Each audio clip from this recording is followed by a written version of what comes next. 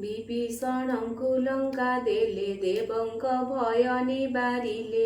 ତ୍ରିପୁର ବଧେ ଯେନେ ହର ସେ ରୂପେ ତେଜ ରଘୁବୀର। ସେ ତେଜେ ଉରଗମ କର ନକ୍ର ସମୂହ ଥର ହର।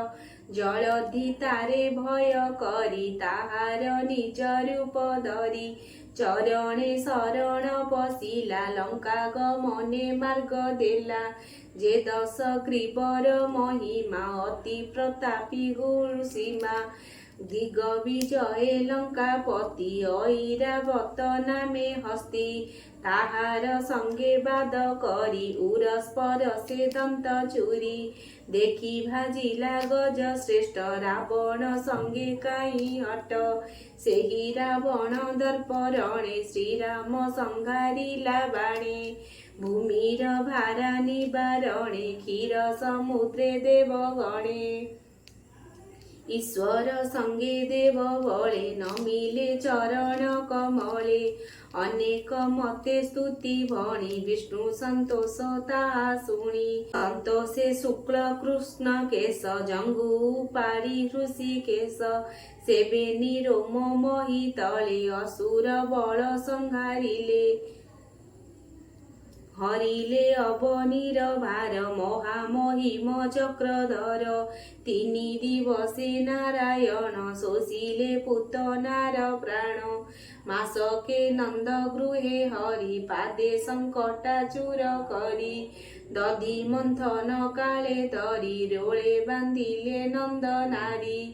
ସେ ରୋଳ ସଙ୍ଗେ ନନ୍ଦ ବଳା ବେନି ଅର୍ଜୁନ ମଧ୍ୟେ ଗଲା। ଅତି ଉତ୍ସର୍ଗ ବେନି ବୃକ୍ଷେ ଉପାଡ଼ି ପଡ଼ିଲେ ପ୍ରତ୍ୟକ୍ଷେ। ସେ ପୁଣି ଗୋବତ୍ସା ରକ୍ଷଣେ କାଳନ୍ଦୀ ତଟେ ବୃନ୍ଦାବନେ। ବତ୍ସା ବାଳକ ବିଷ ଜଳେ ପଶିଲେ ତୃଷାର ବିକଳେ। ସକଳେ କଲେ ଜଳ ପାନ ତକ୍ଷଣେ ହାରିଲେ ଜୀବନ। ଅଦ୍ଭୁତ ଦେଖି ଭାବଗ୍ରାହୀ ଅମୃତ ନୟନେ ଅନାଇ। ତାହାଙ୍କୁ ଜୀବଦାନ ଦେଲେ ସେ ଜଳେ ସର୍ପକୁ ଦେଖିଲେ। ଜିହ୍ୱା ଚଞ୍ଚଳ ବିଷ ବଳେ ବିହାର କାଳନ୍ଦୀର ଜଳେ। ଦୂରେ ନିବେଶି ନାଗ ବଳ ଅମୃତ କଲେ ବିଷ ଜଳ। ଜନ୍ତୁଙ୍କୁ କରାଇଲେ ପାନ ଅଦ୍ଭୁତ ଗତି ଭଗବାନ। ଅମ୍ବିକା ବନେ ଗୋପ ଜନେ ଶୟନେ ନିଶି ଅର୍ଦ୍ଧମାନେ।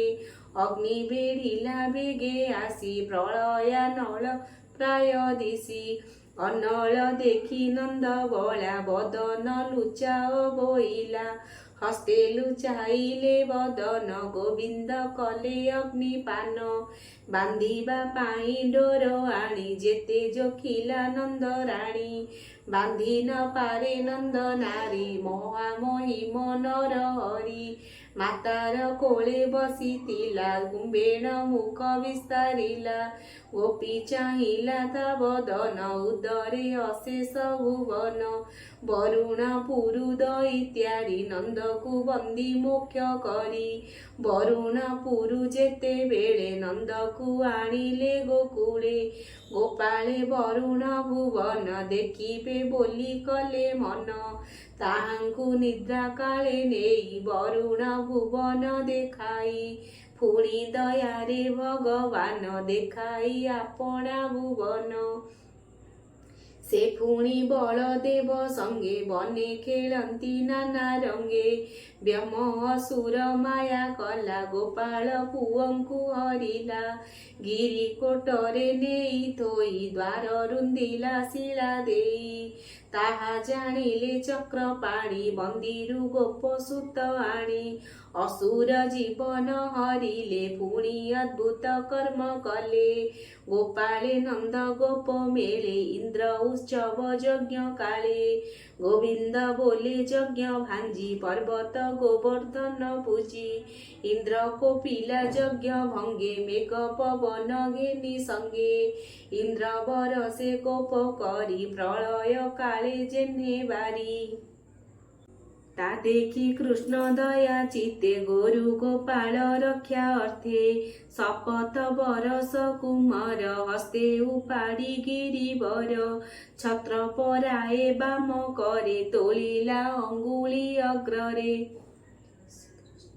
भीमस्यापि रणे भङ्गो मुनेरपि मतिभ्रम यदि सुदम्बा मम दोष न विद्यते त्वदीयं वस्तु गोविन्द त्वमेव समर्पये तेन तद्रिं कमले रतिमे यशसा सतीं ॐ पूर्णमिदः पूर्णमिदं पूर्णत पूर्णमुदच्यते पूर्णस्य पूर्णमादाय पूर्णमेवावशिष्यते हरि ओं तत्सत् हरि ओं तत्सत् हरि ओं तत्सत् हरे कृष्ण कृष्ण कृष्ण हरे हरे हरे राम